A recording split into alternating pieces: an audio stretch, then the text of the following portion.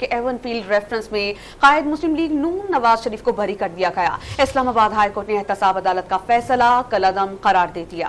NAB کی flag شپ reference میں سابق وزیر اعظم کی بریت کے خلاف درخواست واپس لینے کی استدعا بھی منظور کر لی گئی۔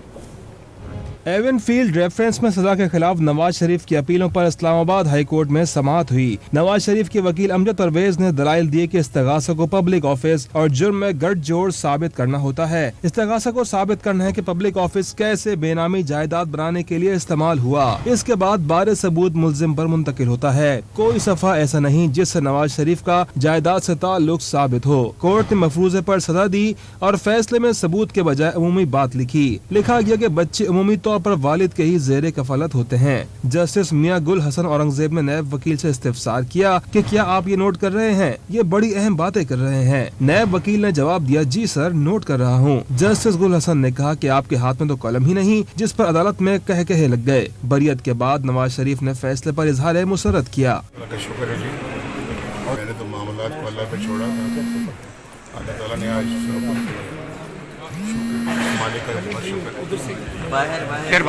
نیب نے فلیگ شپ ریفرنس میں نواز شریف کی بریت کے خلاف اپیل بھی واپس لے لی۔ اسلام آباد ہائی کورٹ نے العزیزیہ اسٹیل ملز ریفرنس میں نواز شریف کی سزا کے خلاف اپیل پر سماعت ملتوی کر دی۔ کیس کی آئندہ تاریخ رجسٹرار آفس جاری کرے گا۔